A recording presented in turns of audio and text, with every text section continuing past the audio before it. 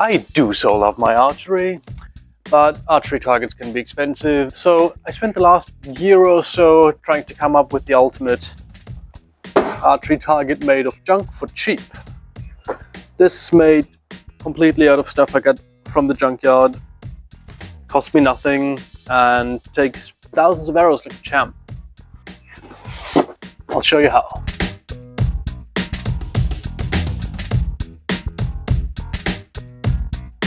So here you can see my progression of making these targets. The first one was just a planting bucket with pallet wrapping plastic in it, which is very bulky. When you shoot the rim, you shoot the bucket. The second one was this compressed cardboard one, which stops arrows well and doesn't damage them, but is very heavy. And then lastly, I have landed on this design, which I will show you in this video. This is my third iteration of this, and the second one, the previous one I've been using, we will now have a look at and take apart. Okay, so here is the old one of these targets.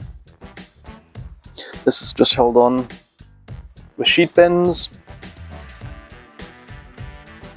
So as you can see, if I take it out, the center is pretty shot out and buggered. But the actual center of the actual target is still fine. This is still totally usable. Just kind of matted together with the carpet fibers being punched through the foam.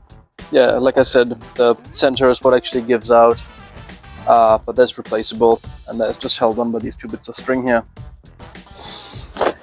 This has traveled with me in the car for about 6 months. It has lived here on the archery range before that. It's about a year old now. It's been shot, I don't know, several thousand times is the best I can do you. And it held up beautifully. So without further ado, let's get into how to actually make this.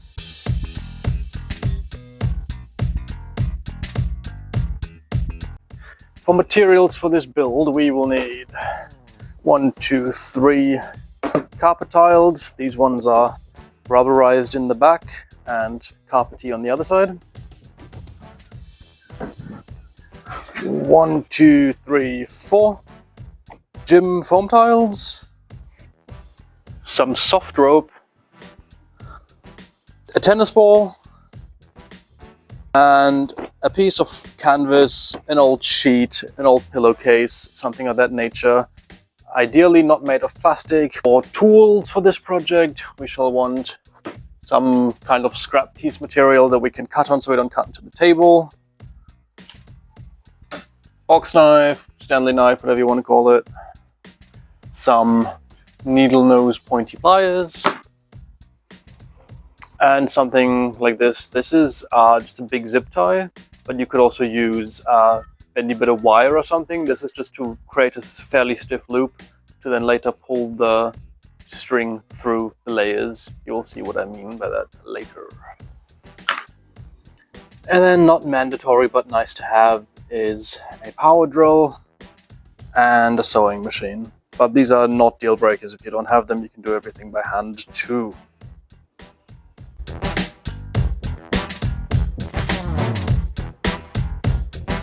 So first, I'm cutting the gym tiles down to the size of the carpet tiles. On 2 of them, I do this by placing the carpet tile in the middle and cutting even bits off all the way around. And on the other 2, I place the carpet tile off to one corner to then, with just 2 cuts, cut off this large L-shaped piece to maximize the size of the offcut. I also then trim off just the puzzle teeth on the edge to make it a normal square. So once we've done that, we should end up with the 4 tiles trimmed down to the size of the carpet tiles, 2 of these corner bits, which we don't need for this project, we can save them for another time, and 8 of these strips. I then layer up the materials in the order shown on screen here. Basically, it's a sandwich of alternating layers of foam and carpet, and the offcut bits are layered as spaces in one edge of the squares. The orientation of the carpet tiles here matters because this way, whichever way around I have the target facing, An incoming arrow will always go through the rubber layer of the carpet tile first. I'll end up with fewer like runny strand bits of carpet. Then I take my rope, which I cut into bits for this, and the zip tie.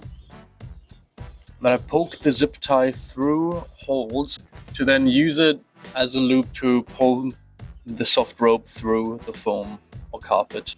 And then just keep adding the next layer, lining it up with the holes, drilling through, and pulling the string through until I've got all the layers. So you can see here with the spaces on top, all the layers can dangle freely. I got the inspiration from an old Mythbusters episode where they tried to stop bullets with books, I think. And turns out that it takes less book to stop the bullet if the books are spaced out rather than one solid block.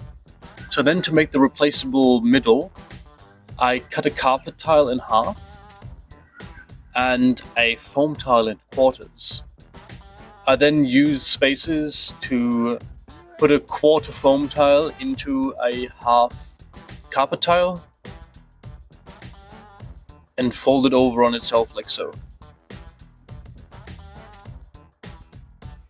Then just use the excess of the string in the corners of the middle to attach them to the corner of the main target where it sits in the middle of the body.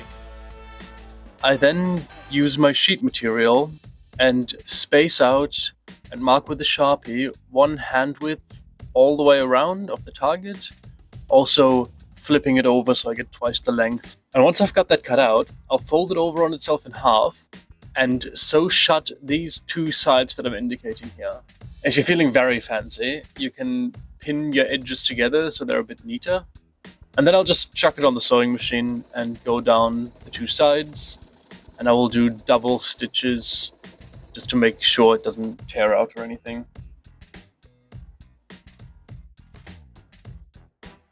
And then flip it inside out and put your target inside of it.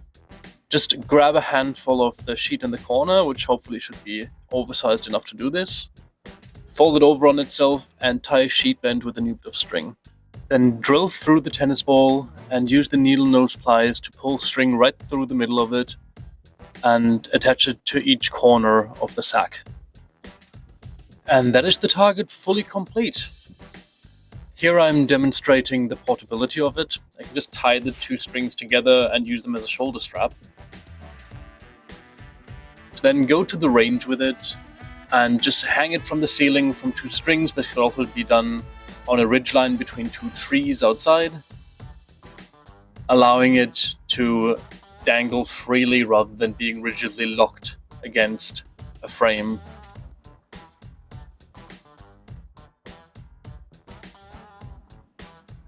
I then proceed to shoot it first with a 30-pound bow,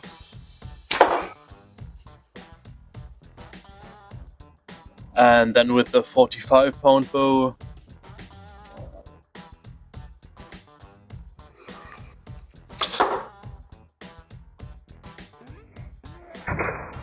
Notice here in the slow-mo how the impact of the arrow pushes the target back and makes it swing, and all of that is energy absorbed that didn't go into penetration of the arrow through the target, increasing its lifespan. And here you can see the aftermath. The wooden arrows out of the 45-pound bow made it through this much, and the lighter carbon arrows from the 30-pound bow just didn't even penetrate through at all. And pulling the arrows might take a bit of getting used to because it swings. You can lean on it, you can hold it a bit, but it's going to be different from a static target. And that is it. That is how I built this target out of rubbish. I hope you had as good a time watching this as I had making it. Please consider liking, sharing, subscribing, commenting, and all that jazz. And I will see yous on the next one. Be good, bye!